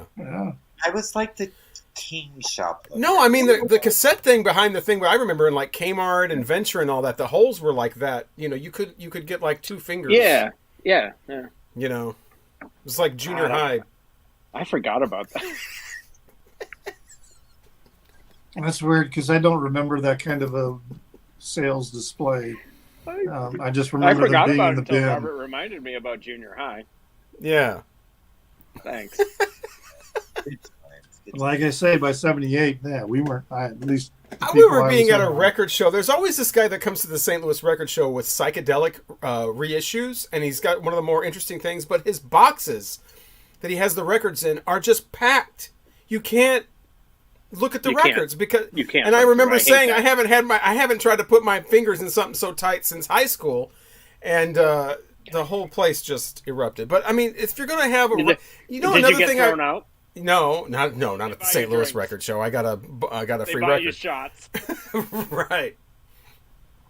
Yeah, the St. Louis record show, you always hear "at the bar." The guy comes over the internet or the intercom and says, "Such and such and such and such and pretzels and hot dog at the bar." But anyway, yeah. If you're going to a record show or whatever, don't put your records in the boxes so tight that you can't even look at them. Worst. It's one of the reasons I don't go to record shows and I understand they want to get as much in their boxes as they can, and that's how they make money. Right? Yeah. But if I cannot flip through, I'm done. I hate stores that do that too. There are I hate stores stores that do it. It's awful. Stores. I don't and then like you my have the own people that collection to be come like up that. Why would I? and want to have a conversation with the person that's selling the records because they haven't seen, and will like sprawl out and put their arm up on the records like this and stand there and talk for 10 minutes. It's like, I think the guy's trying to sell these. You might want to get the fuck out of the way there, please. I was polite, please get the fuck out of the way. You can say a lot when you say please. Or you can say less. Yeah, I But if don't. you say- I don't go to record shows. I don't You have say the "fuck time you" or and the horse you energy. rode in on with a smile. You can get away with it. I remember I've been going to the St. Louis record show since the mid-90s, and I saw the whole arc. I mean, I remember going there when the parking lot was a third full and all the records were like $5. I did a whole video about how I used to go with my roommate at the time, and he was buying all the punk and all the metal stuff, and I was like, I'm not going to buy those records because they're on CD. You should have. And I'm buying like rare classic rock that was only on album. Now it's worth about $5. His record collection's worth about $50 a disc. He was buying like Iron Maiden and all the metal stuff, all the punk stuff. Those Dokken LPs are worth a Dokken. Oh, he's got them all, and bought them all for like $3 a piece, and now they're all worth like $75. I gave all my Dokken away. God, and here I am buying Steve Miller Band Rock Love. Oh, this isn't on CD. I'll get this, and nobody cares about Rock Love. Yeah, damn it. But and then I saw the whole art. I saw it when it was just me and a bunch of dorks, a bunch of dorky record collectors in the 90s when nobody else was doing it. I remember one guy walked in there with shit all over the back of his like pants, and they had to throw him out. That's the kind of thing. That's the kind of people this thing would have. Guy covered in shit. I'm talking feces. I'm not meaning that shit as literal. Somebody covered in feces. Yes, and they threw him out. Like, you can't walk around shit all over yourself, man. Come on now. And to our friend, as it should be. Thank you. And Paul's here. I don't know if you saw him earlier. Yes, I put his thing up. Okay, I'm like, what, on number 4? I don't know. Let's do the album review. All right. Yeah, CDs. I got a lot of those, $5 CDs. And then I just went back to albums. Yes, we're reviewing the Viagra Boys Cave World for our album review, and I believe that Richard is first. This was my suggestion, so I go last. Yeah, with your suggestion. My first one from the new century. I'm so proud of you. And I want to say that for records of 2022, I now have a new favorite release of 2022. This record is just balls out rock. It kicks ass across the floor and then across the street and around the block and back again.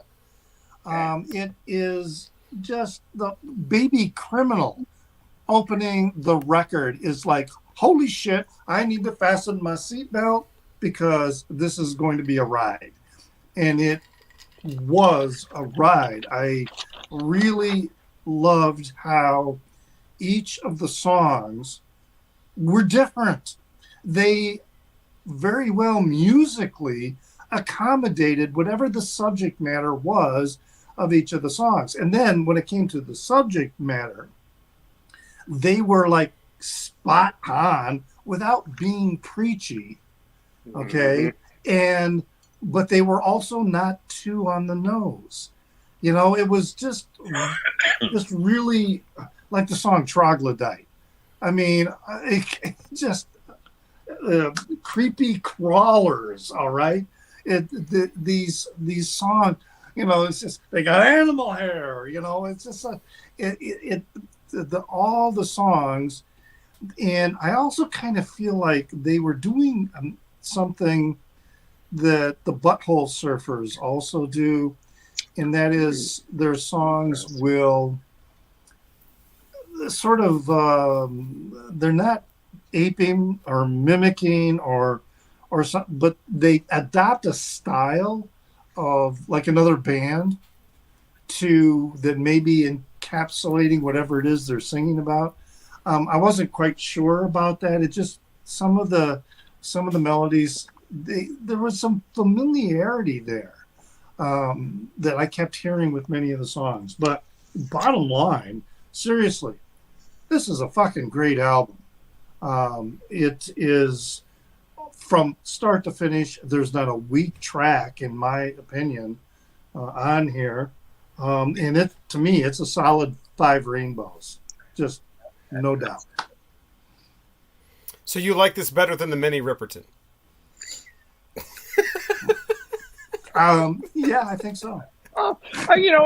Honestly, if Minnie was singing, the vocals probably would be a 7.8. Oh, yeah. Oh, my God. Could you imagine Minnie Riperton singing these songs? Oh, I'm imagining it now. Don't. Oh dear. Oh yes. Okay. Um, you're done, Richard. Yeah, you said 5 rainbows, so of course you're Yes. fucking done. Yeah, for number 50. Okay, so I actually Viagra Boys. I've been wanting to listen to this record for a while, so I'm glad that you picked it. I was familiar with them. The first song I ever heard by them was a cover, and I cannot remember the chick that they did this song with, but it was a cover of the John Prine song "In Spite of Ourselves," and that actually almost made me not want to listen to them because I don't think anybody should cover that song. Uh, it's just Iris DeMent and John Prine are who are meant to sing that song. But then I right after that, Punk Rock Loser popped up. And I was like, "Oh, this is my shit. This is my jam." So at the beginning, the cover almost ruined this band for me. So I don't know if y'all have heard their cover of that. You probably don't want to. It's not good. You've heard it, Mikey? Oh yeah. I think it's terrible. It's on this record. It's on that one. Okay, so if I get that record, it's gonna be on there. All right, maybe I can dig it later, but I did not dig it. But maybe I just really, really love that fucking song. It's a great song. Yeah, it's so good. So Troglodyte, I just can't it's good. But I just keep thinking of Jimmy Castro and the Castor Bunch because they had their song Troglodyte. And of course, they have got their song about the birth of Butt Boogie. Boom, boom, ba-da-dum. So I'm hearing Troglodyte, and all I think of is Jimmy Castro and the birth of Butt Boogie. And it's in my head. That sounds like a personal problem. Well, Bertha's butt gets up in my business way too much. So Bertha and her boogie and its butt, it needs to go. Okay, so then, yeah, Punk Rock Loser, I'm loose like a low pair hanging flutes? I'm loose by flutes. Oh, shut the fuck up, Craig. That Creepy Crawlers. Jesus, is that fucking weird. That is weird. It's so weird, and it's so good and it's true. And I learned, where the fuck is my paper? I learned about this because all the babies are gonna have androchronorum. I cannot speak. And I learned that was a chemical compound produced by oxygen of adrenaline, blah, blah, blah. And in the 50s and 70s, it was a potential cause of schizophrenia. And I would not probably have ever looked that up had I not heard the song. And so now I know that this word I can't say, adrenochrome, schizophrenia. Thank you, Viagra Boys, which we haven't mentioned yet how terrible their name is. Horrible name. Terrible band name. But they're so good. They were so good. Now, kids, I'm wrapping up here, but okay. I don't know, Viagra Boys. That's kind of a good name. I mean, it's hardcore pop. It kind of fits. It kind of fits the band. It fits the band. It does. Yeah, you're right, but it's not good. Yeah, that's not a good name. And as my friends at work say, no bueno. Okay, hold here. Ain't no thief. We just have the same fucking stuff, Which is, why are you getting mad at me? I don't care that. And he's got things. He likes shrimp. Really likes shrimp. Definitely likes shrimp. But now some of the atmospheres of that song, I was feeling some My Life with the Thrill Kill Cult vibes, just kind of that industrial back in the the wonderful days of Sex on Wheels, and then the song Big Boy. Tell me, please, somebody tell me that they hear Shoot by Sonic Youth. That bum bum ba-dum bum ba-dum. It's fucking Sonic Youth Shoot. That line. It's that. There was another time I thought you might be right. I was more directly sampling somebody. So much. I mean, we all know "Shoot" is my favorite Sonic Youth song ever. And I just was I just kept feeling. I'm not saying they copied it, but I was feeling the vibe. Right, that's kind of why I was saying that. I think they're doing little mini homages to certain. Yeah, there's groups. Definitely there's something. Like I said, I felt some Thrill Kill Cult in there. Yeah. Troglodyte gets airplay here on college radio. Thank you, Scott Dog. Nice. Yeah, so yeah, I'm gonna shut the fuck up now. And this album is getting 4.5 rainbows. There was a song that I was listening to that made me think of Ugly Casanova. And I swear that it was the exact same melody that they were pulling into the song. I got to figure out which song that was. I thought you were going to say Ugly Kid Joe. Okay, so I was surprised that Robert picked this, but he did have it on his albums of 2022. This was I think my number 3 or number 4 favorite album of 2022. I am so excited about this record. I am so glad that Robert picked this. And just sitting here listening to you guys talk about it, I was like trying to contain because I don't want to give away my review or anything.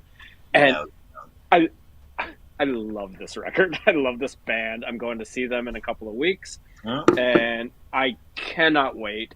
I've never seen them before, and I talk to friends who have seen them before and say they are absolutely wild and crazy. Where are they going to be? They're at the Salt Shed.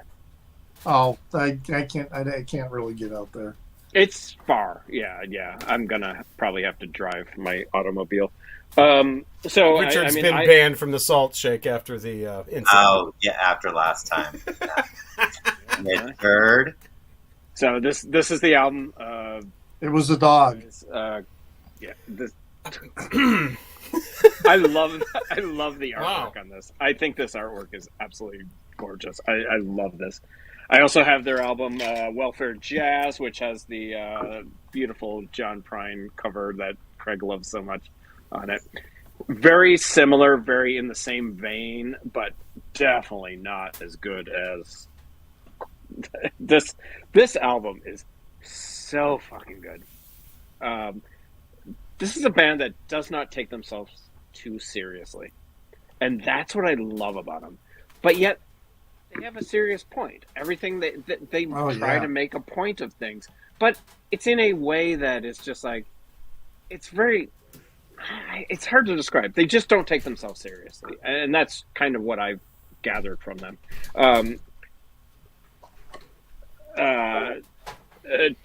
Troglodyte is Devo. That song has Devo written all over it. Birth of a Boogie. Yeah, but it's a political song.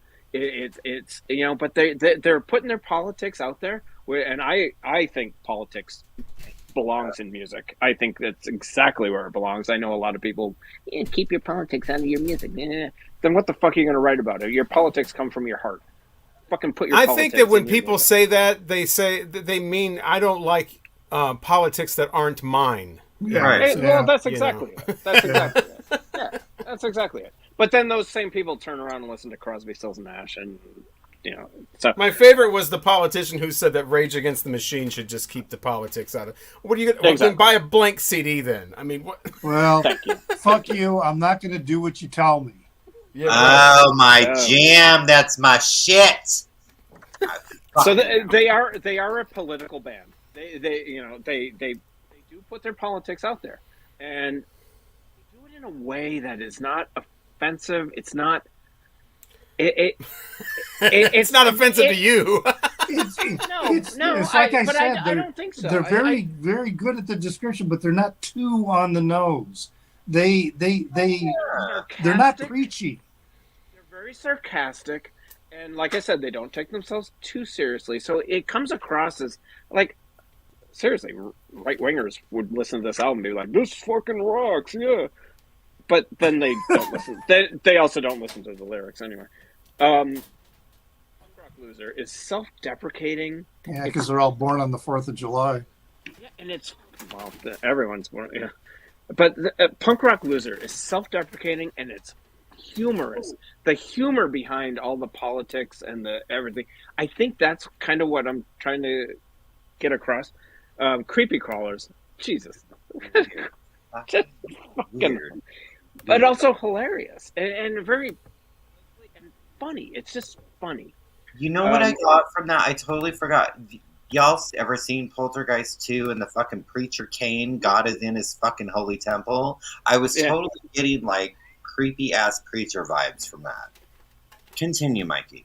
No, great. I absolutely love this album, and like I said, I think it was number 4 on my list last year, and I cannot wait to see them in a couple of weeks. I will give you. Well, I'll do a review in a few weeks if you guys want. This album is absolutely spectacular, and it's so much fun from start to finish. It is one of my favorite albums of the last couple of years, and I give it 4.5 rainbows.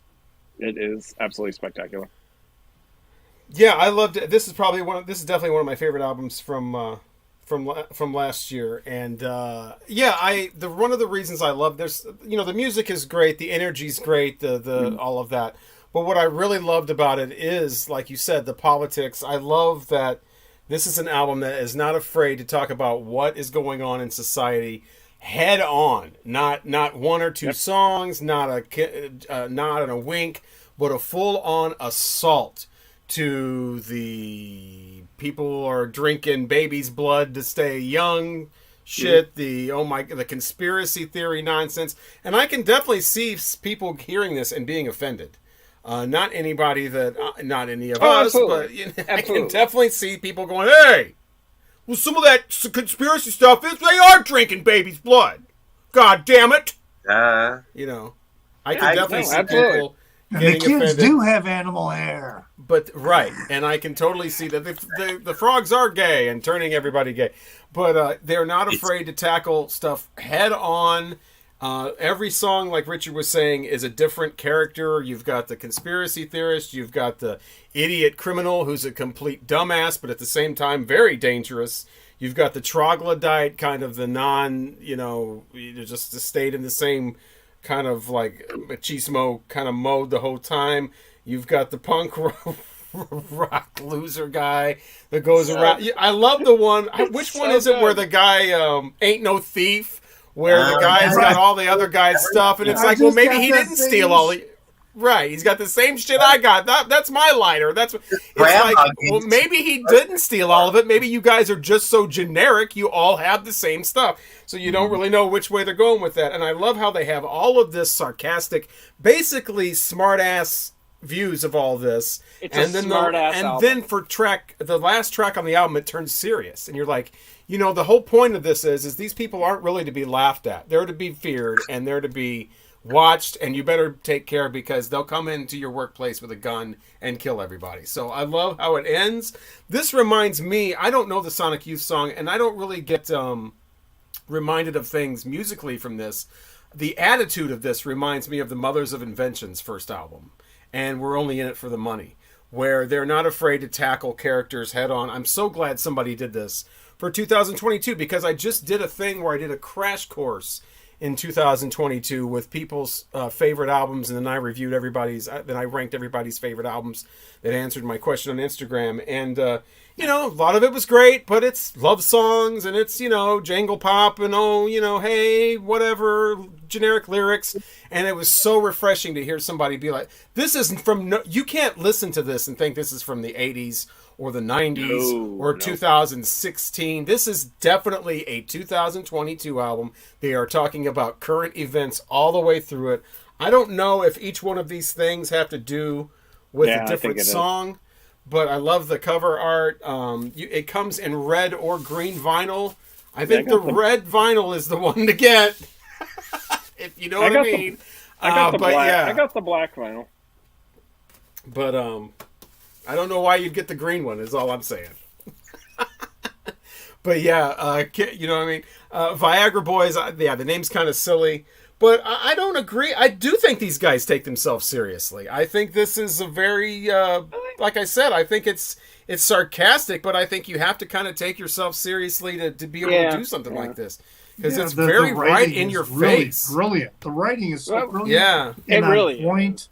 You have to be, there's thought in here. Yeah, maybe I'm more thinking more sarcastic.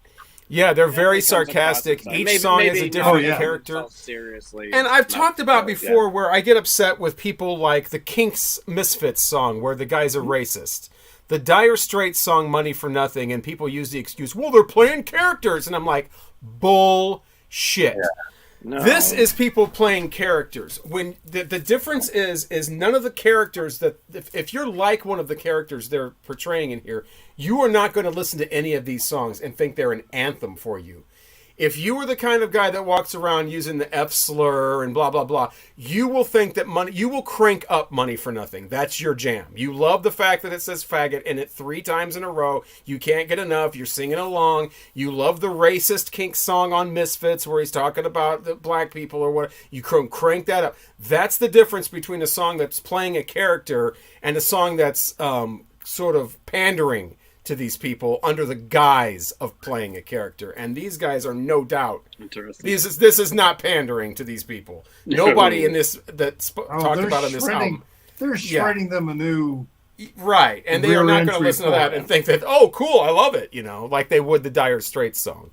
So that's usually the difference with me, is people playing characters and people pandering, pretending to be playing characters so they can sell a few more albums to a different demographic. Like the Guns N' Roses 1 in a Million is another example. And I was so surprised they're from like Sweden. They're from right. Sweden. Yeah. They're from Sweden. Yeah. They don't sound very neutral. But yeah, I will give the Viagra Boys 5 rainbows. Wow.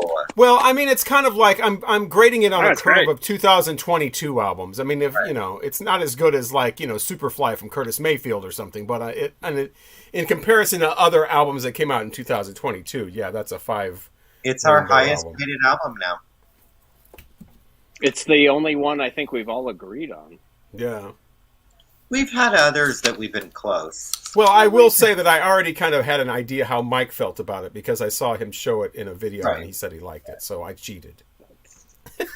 So you could put an asterisk next to that, like like whoever that baseball player was that has an asterisk next to it because he was on steroids or whatever. Robert's reading the crowd. Okay, he's reading the room. You guys, it is so good. I love it this is. record. But I thought it would make a great conversation, though. That was the main reason I chose it, because this isn't just an album like, oh, I love the guitars and I love the vocal. I mean, this is a album you can listen to and then actually have a discussion about the lyrics, about timely events. I want to hear more Viagra Boys. I want to, because this is the first Viagra Boys I really heard. I have heard of them, but I never heard anything by them. And now I really want to check them out. Damn it. This is another band now that I've got to buy records for. More records. Shit, man. I would try Welfare Jazz. This is the album right before this. Okay. So yeah, it's along the same lines. It's very, it's musically it doesn't vary much. Lyrically, it's still a little political. It's just not. It's not anything even close to. But check it out, and you can get it for like $22. It's not an expensive record. It's like 18 on Amazon. Yeah, you can get it pretty cheap. I'm kind of but man, iffy on buying records from Amazon. I never know what kind of package is going to come in. It's awful. It's awful. I got a record. I have heard stories about they will send your Amazon thing will come like this. Yeah, a thing stuck to it, a packing sleep sticker stuck on the shrink wrap. I haven't done that, but I've it's in a bag, a plastic bag, just the freaking plastic bag that it was shipped in. So they got a very angry. Robert, I've gotten that. Just a record sticker slapped on there. It's on my doorstep. Wow! In the snow. Wow! Oh my God! In snow. Wow! Yeah, and then I got to return it, which is a pain in the ass. They make it as easy as possible, but I don't want to do that. Yeah, you can go to Kohl's, right? Kohl's and return. So I've been very because I know that that's exactly what I do. The Breeders' Pod has been reissued, so now you can get it for really cheap. And Amazon has it, but it's like I don't want to buy it from Amazon. I want to find it someplace else. Yeah, I'll let you know if I see it. But when was it reissued? Oh, very recently. I just because Amazon had it for like $20. Yeah. And then I realized that so there's a brand new reissue, because that's Pod is one of those records that you got to pay a lot of money because there were no I have a copy repressings. Yeah, I And have I a would copy. love I to get a got copy about- of it. I mean, I I got a ordered stuff copy from about Amazon 5 or and it's 6 come in years like ago. double packaging with like the inner Yeah, they packaging. go had, from like, one a- extreme to the other. Right. I got one Sometimes, in a yeah, plastic yeah. bag, and then I got Well, there's one in a 8 big boxes. box with Yeah. no packing, so it was sliding all over the place. Oh, this inside one had the a box inside. It had and it had things inside the package that was holding the record tight. Right, and then I've that also was in gotten another them- box. It was like, oh well, that's like you said, one extreme to the other. It's Yeah, just you never know what you're going to get. crazy. Oh, it's not showing on Amazon anymore. It's not available any longer. Pod from the fuck. Breeders. Yeah. Uh, Last Splashes and All Nerve. That's like or wait a minute, yeah, Splat. Which one? Now, Pod is the. is the first one, right? I have. All right, Pod. I'm talking It's about an- Splash. Splash Well, is the Last one. Oh, Splash. Splash. Splash is- Yeah, I don't know Splash. Splash. Yeah, That's Last the Splash real is the one with expensive one, but Cannonball. now on they've it. reissued With it. Cannonball, yeah. Yeah. Another song with a Yeah. false ending that you should not play at a cakewalk. Should not. You should not. All right. Are you guys ready to know what we're listening to next? Oh, Yeah. we haven't done that yet. Oh, geez. Yeah, I'm God, trying we to had be a to do little. that. I'm trying to be a little different and trying I to thought be we were doing 1994. 90. Well, that's Album we're review. listening to an album. Oh, Remember, we listened Pay to albums. attention, It's Richard. oh, my- that's right. It's you my pick toy- the next it's my album. turn to This choose. dude's drunk. So, He's totally drunk. How many Manhattans have you had? 50. I just had a Negroni, and now I'm drinking a Daisy Cutter. But I haven't had anything to drink all week, so. Good job. There we go. Good for you. Okay, so this album, Okay. because I wanted to kind of go with something kind of relatively new. So this album's from 2020, but it's a. Sure. I don't think we've done an artist like this yet. So, and it's only 7 songs. So, from 2022, I am going with Coulter Wall's Imaginary Appalachia. Coulter Wall. Coulter Wall, Imaginary Appalachia.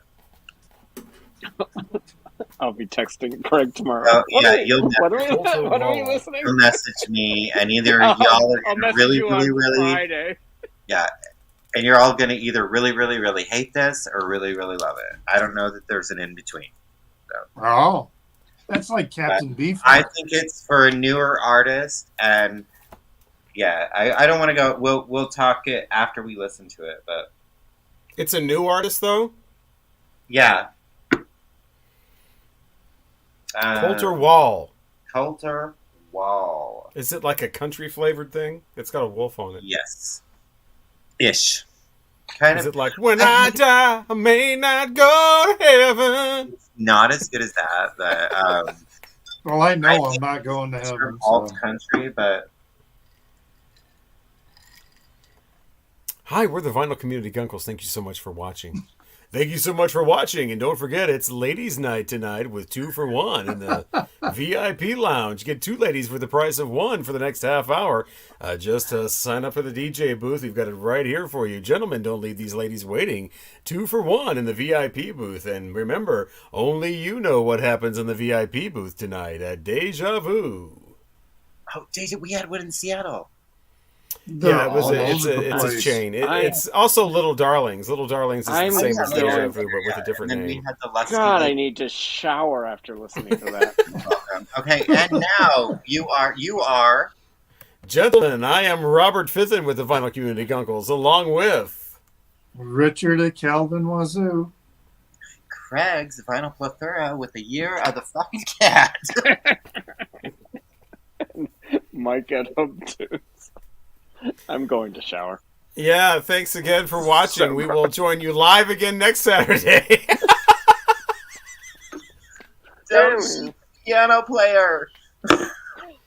Make sure you get the one with the regular black label on the Don't Shoot the Piano Player. Those are Yeah. the best sounding ones. Yeah. Crocodile Rock, the first single ever released on MCA Records. Thank you so much for watching, and join us again next time.